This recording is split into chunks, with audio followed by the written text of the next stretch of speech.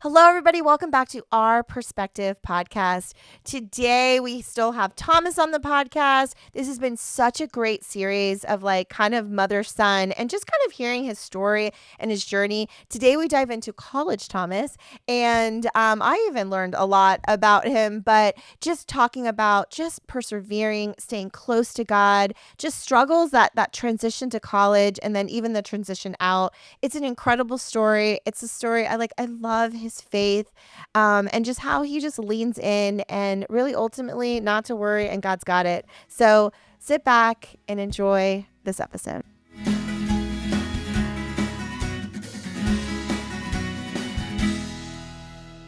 Hi, welcome back to our Perspective podcast. This has been such a fun series. This is the last of the Just Me and You series. Yeah. We'll have a fun guest on our next episode. And I think it's just gonna be you two. And then I'll come back in a couple later episodes. But we're so glad that you're back. Thanks for just doing this. And your perspective has been just so incredible. I forgot. Sometimes I think sitting here and listening to you just reminds me of us sitting at a sushi restaurant and you just chatting it up. Yeah. Well, I said I just follow you around and chat. Now we've got a place to sit down to it. So. That's so true. That's so true. That's what it was. Carmen that said that. Carmen, yeah. I just follow you around. You did. And talk. Yeah. You would follow me around. Well, you still do. I still do. And just follow me around and chat and talk. But now we get to sit down and share it with the world. Yeah, it's so much fun. I love it. Fun. So today we're jumping into last week was high school Thomas. Yeah. I loved high school Thomas. And then this week we're going to talk about just kind of your journey. You did 4 years of college. Yep. You're in grad school. Mm-hmm. That's just, there were so many things that happened in college. And even just that transition. So I really want you to kind of share more. Just think about the parents that are listening. Because I think this is the hardest, especially if it's your first to leave. Right. He was my first. It was really, really hard. I remember shortly after, right, about he was going to leave, of course he was on Life 360. I had his bank account. It was, we had a joint, joint, whatever. And he comes to me and he's like, I want my own bank account and I want to be off Life 360. And I was like, are you crazy? The first one's fine. The second one, no. I'm going to be real with you. No. Yeah. But I went to my mentor and he's like, you know what? He's just figuring this out. And honestly, if you were well, Carmen and Mary Grace have never been off Life 360. No. I will share that with you. But if you were maybe, I don't know, a riskier kid, I would have been like, no. Mm-hmm. But he, I went to my mentor and he's like, just let him. This is him branching out and becoming a man and independent. And as hard as it was, I definitely did not want to do that. Right. I said, yeah. I said, okay. But then he was on Find My Friends because that's just kind of how it was because our phones were all connected. So I still had him on Find My Friends. Yeah. Yeah, I know.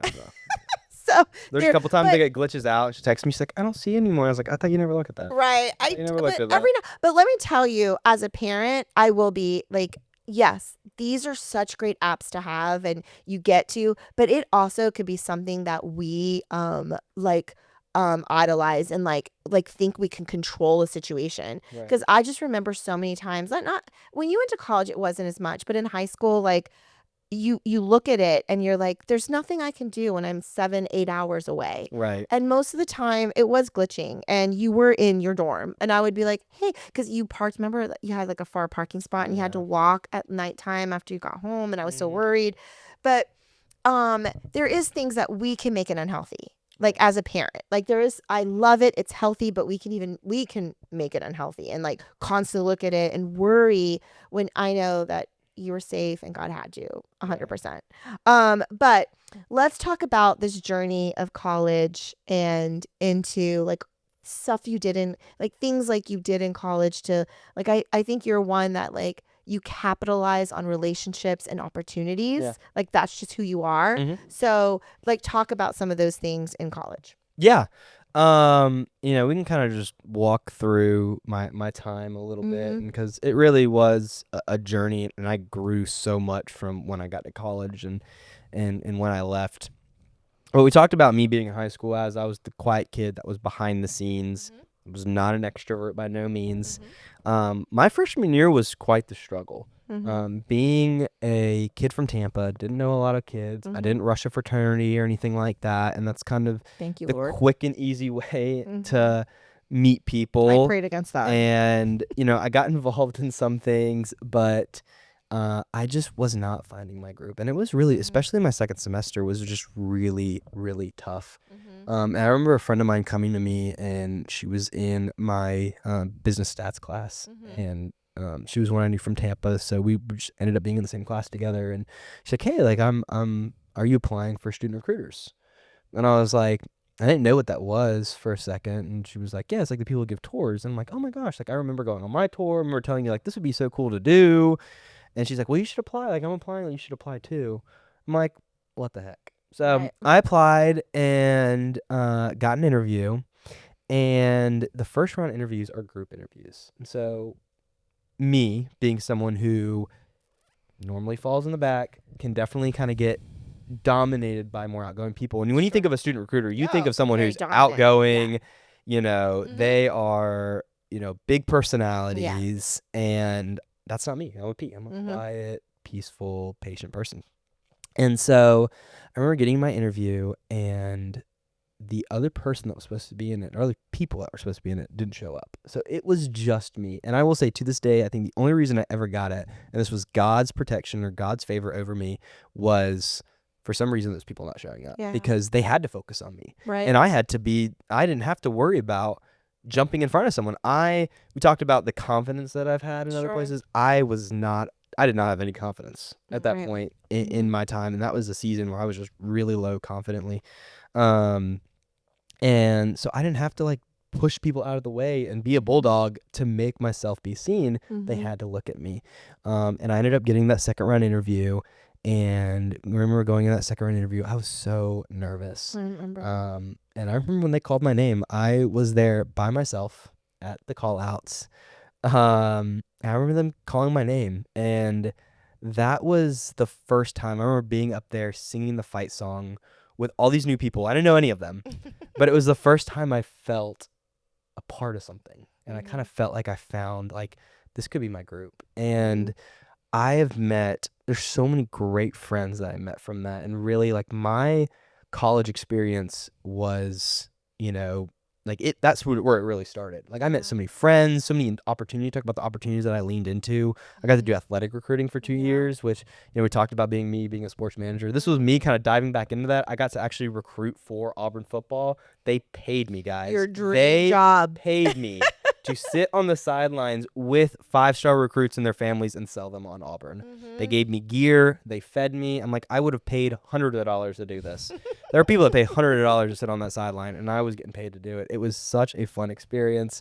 Mhm. And I tell people that now, and they're like, that is so cool. And That was like, so cool. and some of the people that I met, like I got a picture with Cam Newton. He wasn't too excited about the photo, but I'm smiling ear to ear, and I'm like walking the sideline, watching them warm up, and I mean, it was just such a neat experience. And but even just the people that I met through student recruiters doing the tour, I Yeah. mean, it helped me grow so much, both Mhm. my public Well, in your speaking, public speaking, right, yeah, yeah, yeah. exactly, Mhm. and just meeting people and just being a little bit more outgoing and extrovert. I think it helped Mhm. me step out of my comfort zone a little bit.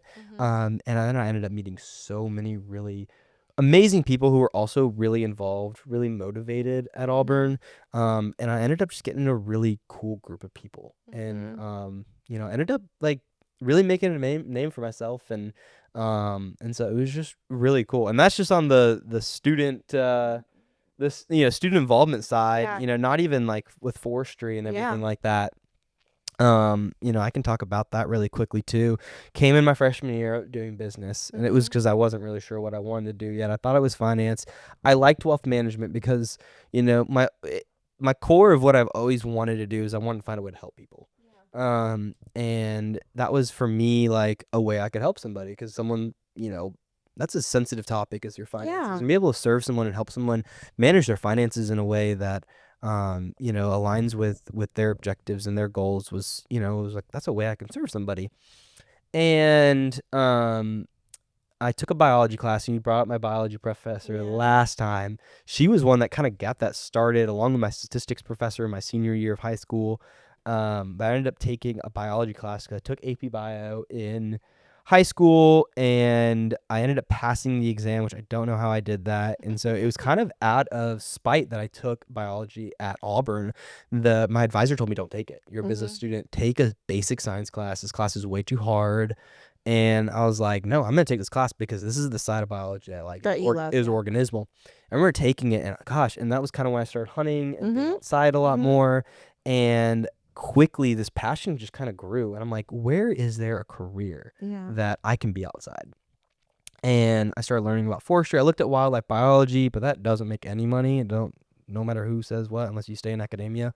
And so I kind of started looking at forestry. I was like, well, what if managing the habitat is where I find myself, and found this niche little thing. We talked about it. Bob just orchestrated all of that. Yeah, exactly. He just orchestrated all of that in such a great way. And so I switched my major, and I came in, like I said, we talked about the imposter syndrome and how I went through that, but it was just such an incredible experience because, especially even though I'm still in school and still kind of figuring it out, like I know I'm exactly where God wants me. Yeah. And I was interested in every class I took. I was passionate about it. I loved learning about it. I loved being outside. Even when I'm inside working on stuff, like even to this day, like I'll sit down and start working on projects, and I will sit there for hours and hours work on it just because it's just so interesting to me. Right. And it was like, I think the first time that I felt like, okay, this is God's calling for my life. And it was such a cool moment. But I had so many great professors along the way, and that was one, I think, my favorite parts about the forestry school. It's so small. Yeah. The business was so big, so it's easy for me to just Yeah. fall into the background. And so God again knew that and was intentional. Yeah, And he put me in a place where it was harder for me to stand out. And I did kind of stick out like a sore thumb because I didn't know anything. Because I was this kid from Tampa. Everyone else is from Alabama. Everyone else's dad worked in the industry or they knew people from the industry. And I didn't. And so I had to kind of make a name for myself. And I just remember it was super easy to get to talk to professors. They always had open door policies, and just going in there and talking to them and building those relationships with them.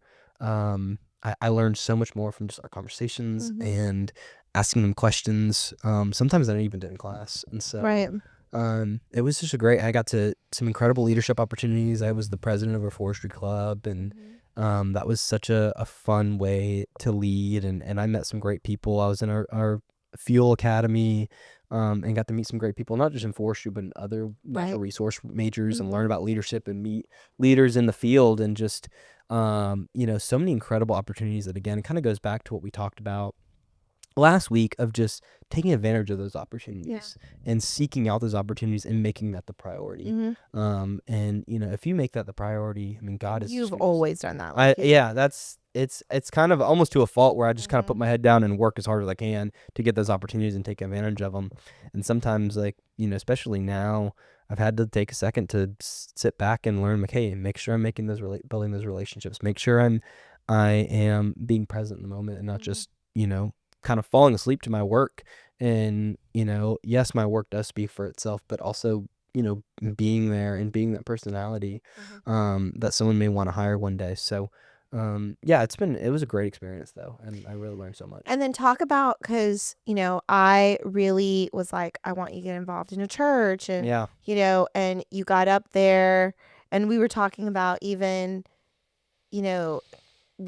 something that, like, I kind of failed at right there your senior year. We can like talk about that, but I was like, I really want you to get involved in church, and how hard it was. Like, I thought it was going to be so easy. I thought it was going to be easy too. And it took you a couple years. It took me a few years, and part of that's my fault, and part of that was, I'll just go into it. Yeah. So I thought I was going to go to a church in Auburn because it was like my church at home. Yeah. And it was going to be easy. Like, it was going to be an easy transition. It was going to be smooth. I don't like change. So trying a new church was scary, especially like we talk about growing up in the church and knowing the people that are serving you and that are leading you. I didn't know any of them. And I guess and that was always kind of a fear for me going in, but because it is like, I trusted the people at my church that I grew up with. I trusted the leaders up there. I trusted what they were speaking was truth, and that, and going to a new church, like there are some doubts. There are some like, okay, like, am I going to be fed? And,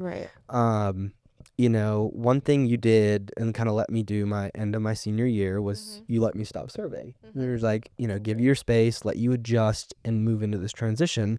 And I was telling you, I was like, I wish you didn't let me do that, Mhm. because what it did is it got me out of the rhythm Mhm. of that. And I saw, like, not that my life didn't change, but like, oh, I was okay Mhm. after. Like, it was like, you were like, you need to serve because like Mhm. God calls you to serve, Mhm. and you find somewhere to serve in church. And part of that was probably just to get us off your back when you were, Yeah, I'm like, go find a place to serve. yeah, Go find, get off. you can't just follow me around church all day. Mhm.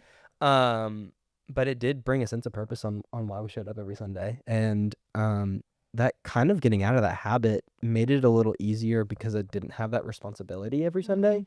It made it a little easier to be like, oh, like I'm just church shopping or whatever. And granted, like nothing wrong with church shopping, nothing Yeah, wrong with your yeah, first trying to couple months find of it. being trying to Yeah, find a church that fits you. sure. Um, but and I kind of just, I started going to the church I said I was going to go to. And I didn't really get plugged in that well. I started going to a small group, but it was all like seniors. I just didn't Mhm. really fit in. And it was really easy for me just to kind of fall out of Stall out, yeah. practice. Yeah. And it was funny because my perspective, in letting you take a break was like, if I give him a break now, Mhm. then he'll get there and he'll jump right in. Yeah. Because he's had like a little bit of break. I mean, this kid's volunteered his whole life. Like you went straight from like kids ministry to serving, Yeah. from sixth grade all the way to 12th grade. Mhm. So that second half of your senior year, I was like, you know what? Take a break. It's going to be good. And then the minute you'll get there, you've had this nice little break and you'll jump right in, Yeah.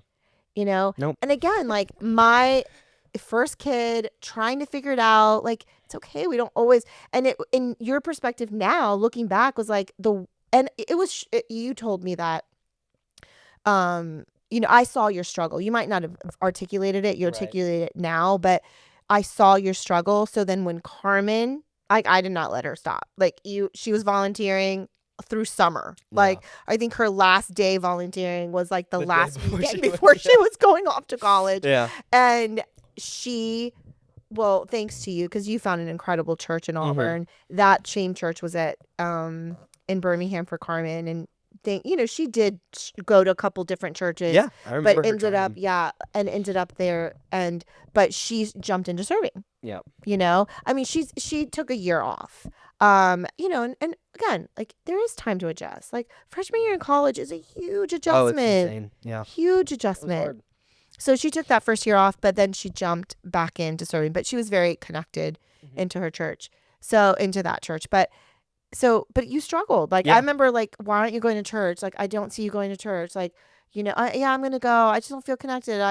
Always like Yeah. these Or like hunting excuses. season rolled Oh around, and I yes, was like, but I'm gonna hunt. Like I've got my little Bible, you did. You said and that. that is one of the things that like I think the enemy lied to me that you cannot, as I did feel super close to God, and that Yeah. was moments that I was just kind of in peace and silence, but you cannot replace church, you cannot replace the community Mm-hmm. by sitting in God's creation. Like we Yeah. worship God, not his creation. And so I've heard a couple outdoorsmen kind of speak out against it, like, hey, Sunday, like I know you're saying like, oh, you're in God's, you're in your Yeah. church, but there's not community there. There's Mm-hmm. not, like, that's not what church is. Mm-hmm. And so I kind of use that as an excuse for myself of I why I wasn't remember going. you And had this little Bible. You're like, it's mhm. okay, Mom. I have And my Bible. I I'm did. I did read reading. my I Bible there, know. but I I know look you back, did. I'm like, I wasn't being fed Yeah. the Mm-hmm. same way I would have been if I was attending a church Mm-hmm. regularly on Sunday. And it was just kind of like, and I struggled, but I guess, and it's stubbornness and it's pride, but I was Mm-hmm. like, I'm okay. Yeah. And like I wasn't attending church regularly. I wasn't super involved in a church. And, part of that was like, well, the first one didn't work out. Mm-hmm. And so I'm just not gonna try anything else. Yeah. And so I kept on kind of going to that church here and there. And then I got plugged into my new church.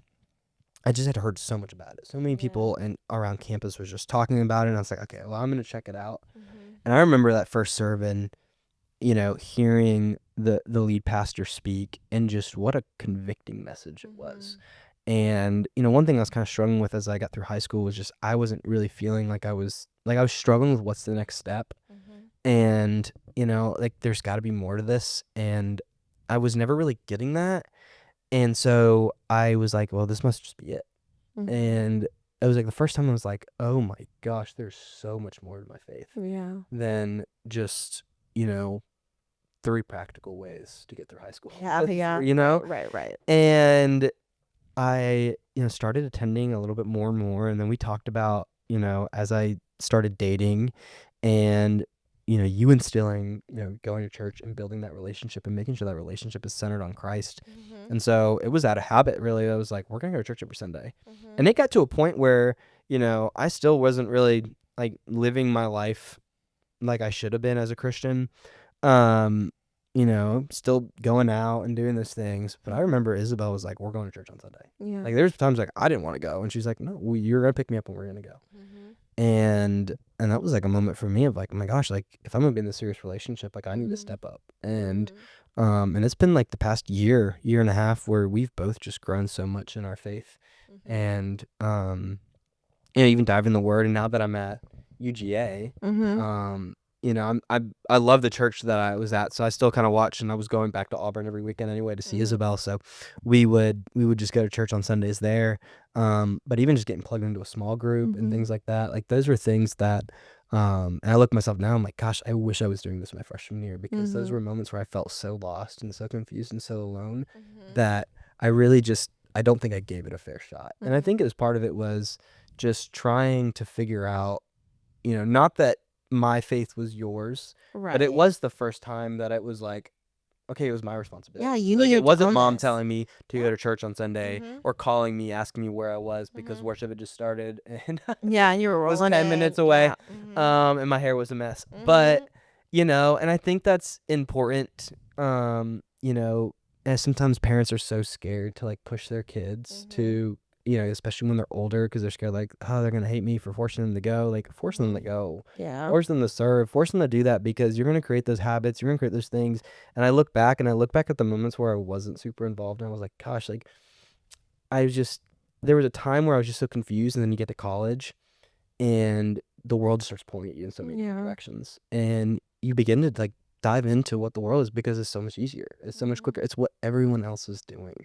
Mhm. And that's what I did, and I look back, I'm like, gosh, like, so many mistakes I could have avoided, so Mhm. many, stupid decisions. I look back, I'm like, gosh, I wish I didn't do that. And I look back at, I look now at, some of the things I'm involved in, I'm like, gosh, like I spent some, we just talking about time today where Mhm. there was like a conviction in my heart, like I had the choice between going out And and going to a worship, service on a random Thursday night, and I'm like, gosh, I'd much rather go to the worship service. yeah. And I'm like, and that's like, gosh, that's just the Holy Spirit, Mhm. and it's like, when you get just kind of confused, I think, the message of all this, I know I've kind of been rambling, No, you but, haven't. It's fine. when you're in those kind of moments of confusion, or, you don't quite feel close, um, don't just kind of settle in that. I think I just Mhm. settled in that being distant, or I thought I was. So I Mhm. just kind of settled in that and actually grew distant, Mhm. instead of, being like, okay, well, why do I feel that? And just continuing to chase God, because you don't have to chase God that hard for him to pursue you. No, he's always And pursuing I us. really do think that I think I was just in such a moment of high stress of just the change and moving Mhm. there, that I was the one putting the walls up, and Mhm. I was the one distancing myself, and just kind of falling into that loop of just falling further away. Mhm. Um, And would you say that's probably like the loneliest time? oh, absolutely. Like my freshman year, especially, I Mhm. wasn't really going to church at all. And it wasn't even that I was doing anything bad. No, yeah.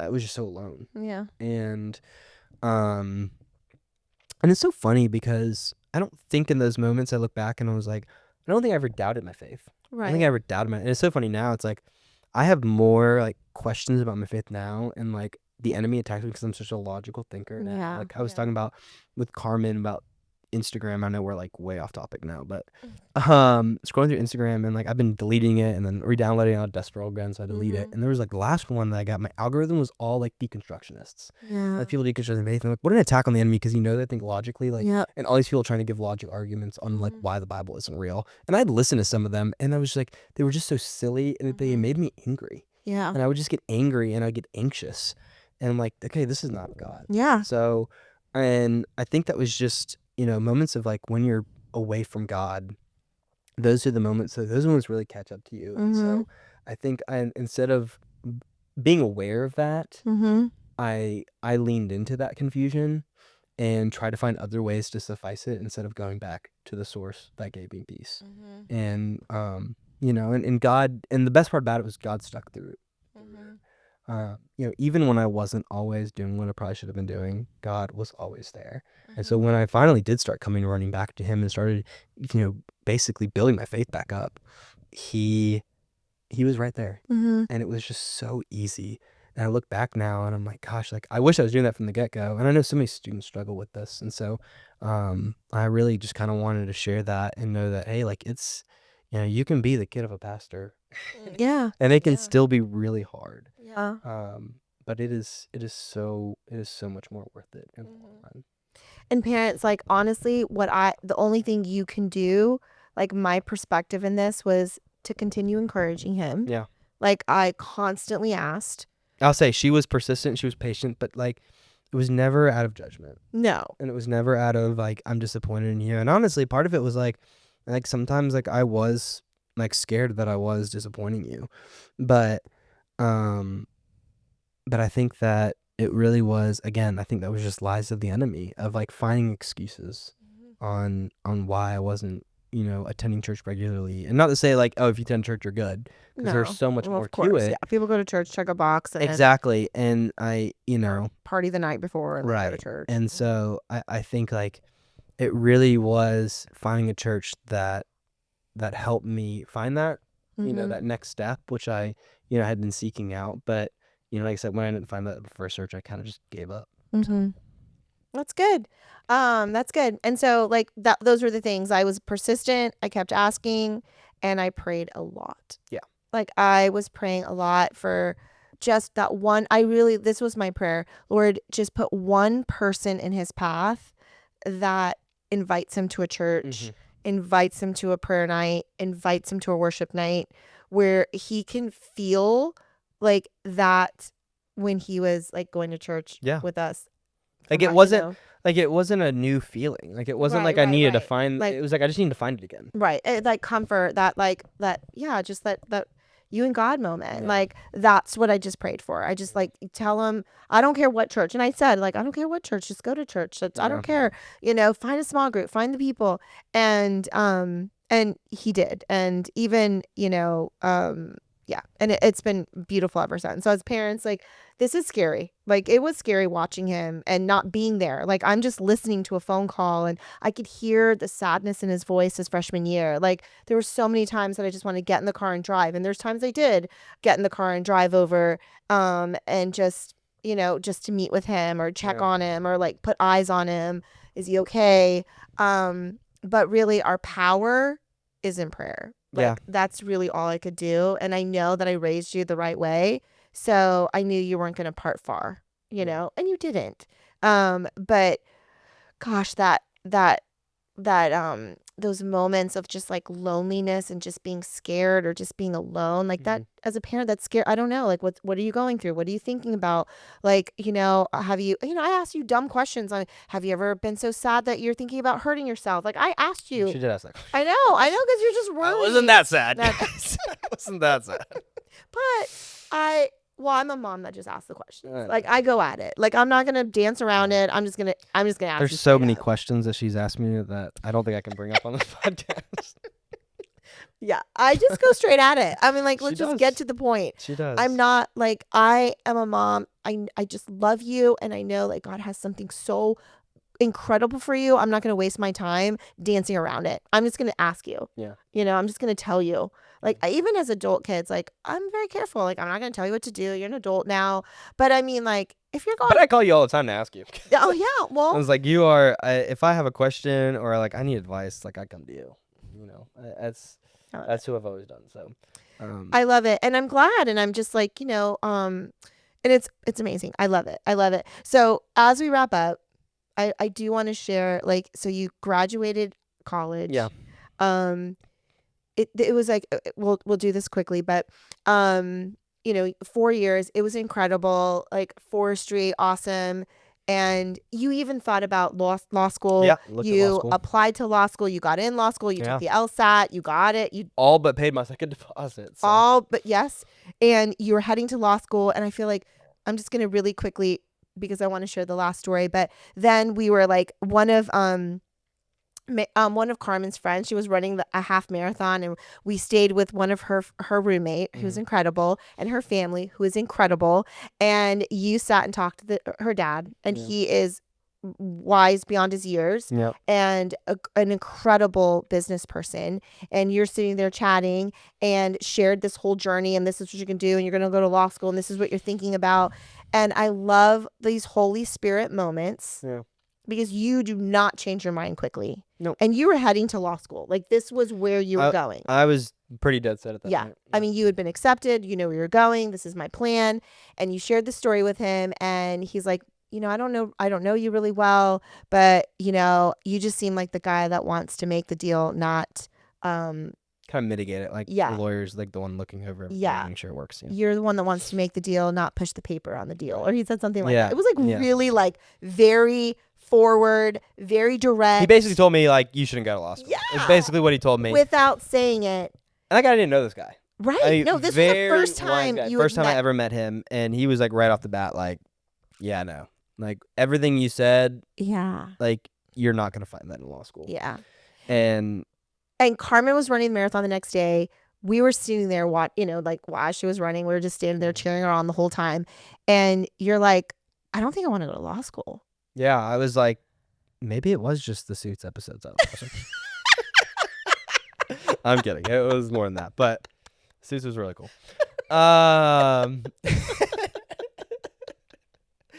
No, and honestly, that was like it was a professor that kind of pushed me towards that and told me about it, and I was like, oh, it's really niche and really cool, and and so but that definitely led me into like, okay, like, what are the other options? Yeah. And I'll kind of just go into it really quick. We're gonna go over again, but it's okay. 30. It's okay. If you guys got an extra 5 minutes on your hands, I know some of y'all's drives are longer than that. Mine was longer than that. So there you go. But I was just kind of like, okay, I still could go to law school. I could get a job. So I started applying to jobs a lot after. I was like, well, maybe I can get a job after in the forest finance world and working for a TMO REIT. And then I also kind of was looking at this program at UGA. Yeah. And Auburn also had a program that was online. So I'm like, well, what if I worked and then went to this program online? Kind of killed two birds with one stone, made some money, and did that. And so, I was very loyal to Auburn. I was like, wasn't sure if I wanted to go somewhere not Auburn. Yeah. And I remember that. I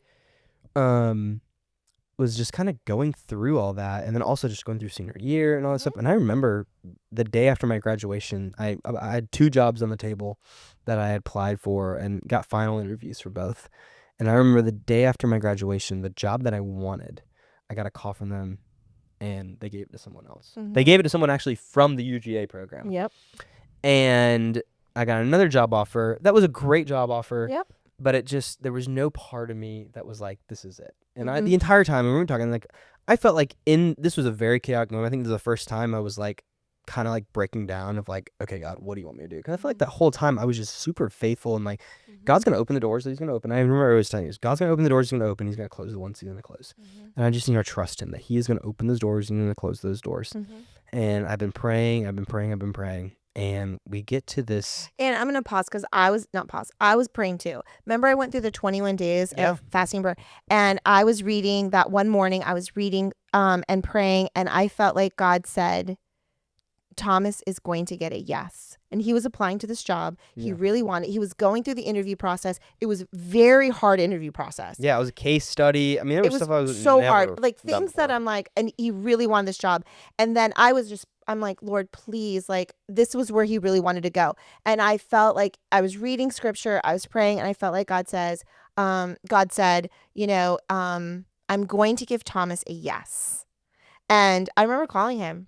I'm like, and I'm not. She called me. I'm not big on like, oh my gosh, God told me. that you're going to get this job. I've never been that way. But I'm like, hey, I was praying this morning, Thomas, and I feel really, really confident that you're going to get this job because I really felt like God said, I'm going to give Thomas a yes. Yeah. And then it was graduation. We went to graduation. The day after, me and Carmen are heading out of the country for 6 weeks. Yep. And I walk into my brother's house where we were staying, and I see Thomas's face, and he's like, I didn't get the job.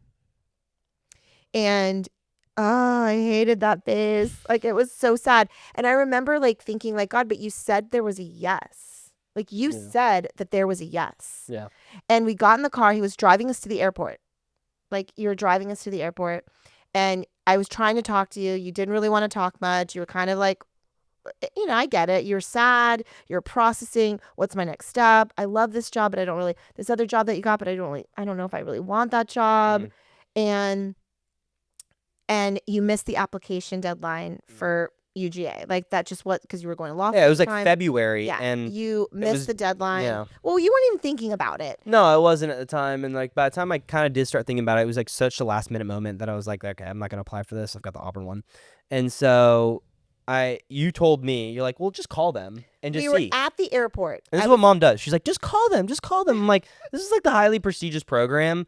Like, they're not going to have just some free spot laying around 6 months after their applications were due. Yeah. Like, they've already made their decisions. They're already good to go. All their assistantships are already filled. So even like, I was going to have to pay full tuition, I thought. And she's like, well, just call them. I was like, okay, I'll call them, but for the next semester, because they do every semester. I was like, I'm going to. Well, he was not very nice. You were like, what are you doing? I'm going to call him. And they're going to be like, you're so sweet. Yeah, of course you're going to get in. Because we were at the airport. Like, we were saying goodbye to each other as we were leaving on this trip. And I was hugging him. And I just really felt like the Lord was like, tell him to call. So I was like, I just feel like you need to call. And you're like, what? So I'm going to call. And they're going to be like, oh, we love you, Thomas. Of course you're going to get in. Yeah, and that's kind of what happened.